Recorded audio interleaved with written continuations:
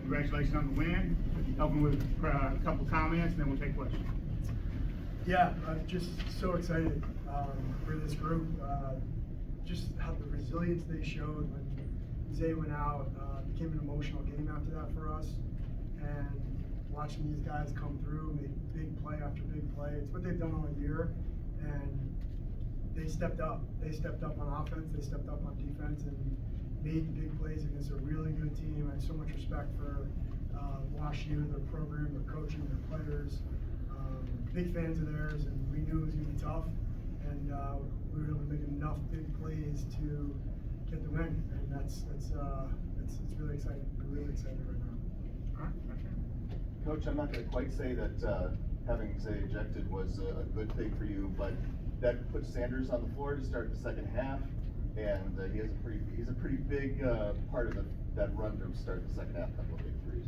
You know, Hampson, I mean, he doesn't start the game. He's a starter. I mean, he's playing starter minutes. He's come up so huge for us. You know, we had to have a conversation early in the year, and if somebody wasn't going to start of the 6 guys that could easily start, and he said, "Coach, whatever the team needs, I'm there for it." And it didn't affect his minutes, but somebody had to not start this year. But you've seen what he's done all year, and this is just another example. Like, I'm not surprised. We put him in 2 or 3 minutes into the game anyway, but this is what he does. He's done it all year for us, and he stepped up today. And 6 for 6 is awesome. We'll take it. But yeah, it's just what he's been doing all year for us. Anthony, can you talk about the 6 for 6 in the second half run there? I feel like Coach was saying, it's honestly just next man up for us. I feel like we have, like he was saying, 6 guys that can start, but we also have 10 guys who play 20, 30 minutes in every school in the country. I just feel like it's all about whose day it is. I haven't had a great tournament so far, but today I just happened to see the ball go through the rim, and my teammates kept finding me. So grateful for them and just having to move on. And just if you could just kind of expanding on that, just when did you realize this was going to be a good shooting night for you? I mean, I hit my first one. It's a good sign. I'm not like a shooter necessarily, but felt good. Shoot around, felt good after the first shot and the second shot, and then they just kept rolling. I just kept relying on my teammates to get me open, and they just kept doing great things for us. Brock, you had 12 rebounds in this game. I thought there were a lot of tough misplays down the stretch. You may just talk a little bit about kind of your role tonight. Yeah, I mean, I just try to do whatever the team needs to win. That's all it's about at this point. We do ground rebounding, we call it every day, where we're hitting the coach with pads, going and chasing the ball. So just little things like that, that adds up every day. We get that itched into our minds, so we have habits of hitting our guy, going and chasing after the ball. And they're a tough team. They were crashing hard too, harder than the first 2 times we played them. So they made it really hard on us. But I had 12. I believe T.O. had 9, and yeah, we came out with the dub. That's all that matters. Brock, you had that little spurt of 7 points in a row in the second half. After WashU had cut it to 8, and it stood at 8 for a long time. You each had 4 shots, and neither team was able to extend it out until you got that putback, and then a couple shots after that. Just kind of talk us through what you were seeing in those moments. Yeah, I mean, we have so many guys that can go. It's just you just play in the flow of the game, and those 3 possessions just happened to be my turn. The thing I just found the putback layup. I was just there being around, and then Jack hit me for an assist, which I appreciate that. Oh yeah, and then the layup in transition. They were crashing and they were tired, so get out and run. It was a 3-on-2, and Anthony hit me. Yeah. Could y'all speak about being number 1 seed, being the top team in the country, and the pressure or lack thereof heading into the championship game? I mean, at this point, there's seeds and rankings, and that's out the window. This Final Four was stacked, so it didn't matter who you played. It's a really, really good basketball team. So we'll try and prepare our best to play Trinity now, and hopefully we can play with some great energy. And I have a feeling it'll be a really good college basketball game. But yeah, we aren't thinking much about the little number next to us at this point. Brock, this is a team that's got a lot of guys who are used to playing a lot of minutes in different roles in other places. That can easily go wrong. Tonight was your night to step up, but just talk about, fitting together and playing together this season. Yeah, we make a ton of sacrifices. Every single guy. We got guys that don't play a lot that should be playing more.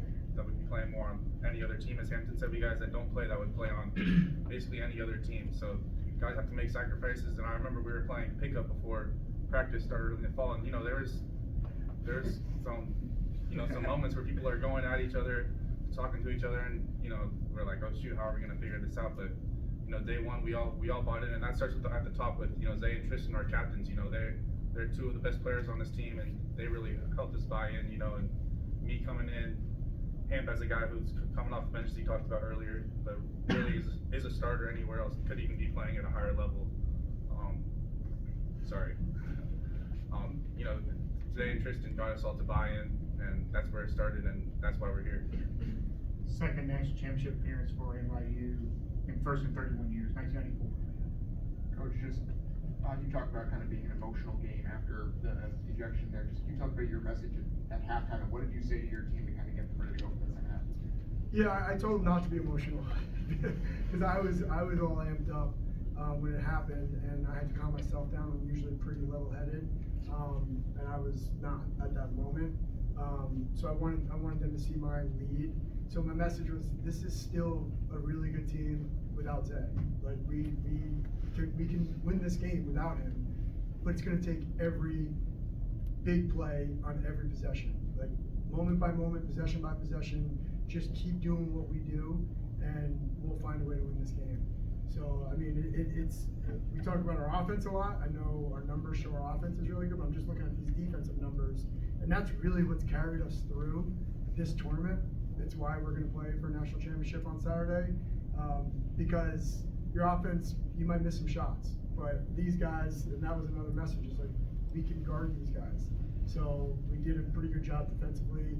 We rebounded, like they've been killing teams on the offensive glass, and we found a way to only let them get, 3 offensive rebounds in the second half, maybe 4 on a lot of misses. So just a really tough, hard-nosed game and win for us. Hampton, only your sophomore year here, but you carry yourself with so much composure. What's your mentality when it comes to big games like this? I feel like it's not hard. The guys that we have, the guys that are in front of me are all seasoned vets. I feel like I've been able to pick stuff off of game after game. Like whether it's how to be cool-headed, how to make shots, how to play in a tournament. It was my first time last year, just like learning from guys who played the last year, like Michael Savarino and Spencer Friedman, just taking bits and pieces whenever I can. I just feel like it's all about composure. We have our mental health coach Ari just talked to us about being calm at all times, just how calmness wins games, and if we stay calm and trust each other, we'll be fine. Anything else? Questions? Right here. You mentioned that WashU, like normally is, I guess past season has very successful in their offensive rebounds. In the second half, you guys limited the amount of offensive rebounds. How were you able to adapt throughout the game?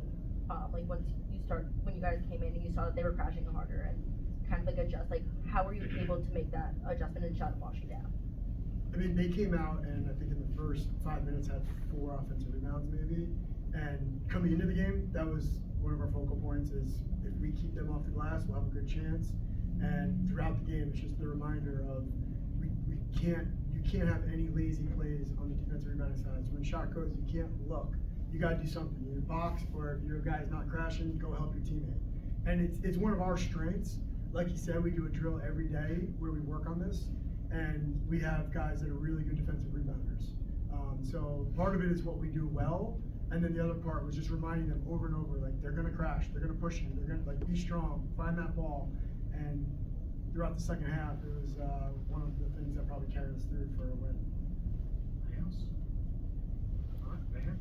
I'm just curious, have you ever played a better game than that one? I mean, I'm just happy that we got here. I feel like I was saying, anybody can step up. It's been a different guy every game we played this season. Could be me again on Saturday, could not be, probably won't be, but we'll see how it goes. I'm just happy that we're playing. All right. Thank you, coach and players. See you in here tomorrow. Thanks, guys.